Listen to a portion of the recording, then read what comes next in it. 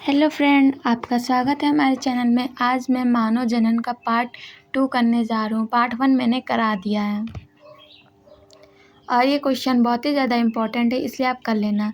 शुक्रजन नलिका अत्यधिक कुंडलित नलिका होती है। प्रत्येक पाली में 1 से 3 होती है और शुक्राणु जनन का स्थल है, जिसमें शुक्राणुओं का निर्माण होता है। शुक्रजन नलिका में ही शुक्राणुओं का निर्माण होता है।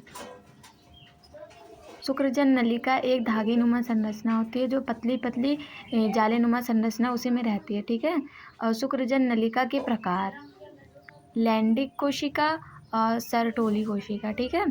और इसे लैंडिक कोशिका को हम अंतराली कोशिका कहते हैं। इसमें टेस्टोस्टेरोन हार्मोन निकलता है।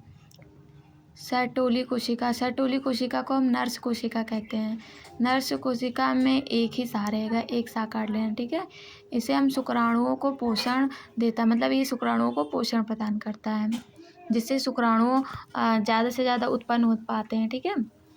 अगर ये क्वेश्चन 3 नंबर में आता है तो मैंने जो ऊपर बताया उतना ही कर देंगे तो आपको 3 नंबर मिल जाएगा। अगर 5 नंबर में पूछे तो ये पूरा करना है। वृषण लिंग सहायक नलिकाओं के अंतर्गत वृषण जलिकाएँ, शुक्रवाहिकाएँ, अधिवृषण तथा शुक्रवाहक, ये सभी सहायक नलिकाएँ होती हैं पुरुषों में। ठीक है।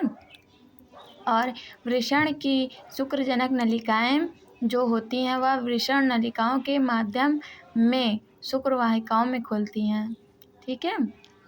और यह शुक्रवाहिकी वृषण से चलकर अधिवृषण में खुलती है, जो प्रत्येक वृषण के पश्चता पर स्थित होती है। यह अधिवृषण शुक्रवाहक की ओर बढ़ते हुए उदर की ओर ऊपर जाती है और मूत्राशय के ऊपर की ओर लुप जाती है। ठीक है। मतलब गायब हो जाती है। लुप मतलब छुप जाती है या गायब हो जाती है। ठीक है। आशा करती हूँ आपको ये आंसर समझ में आया होगा। आप इसको याद कर लेना। चाहे आप ऊपर तक मतलब शुक्रजनक नलिका अगर पूछे तो आप ऊपर वाला हेडिंग ही याद कर लेंगे तो उतना भी बहुत है। ठीक है।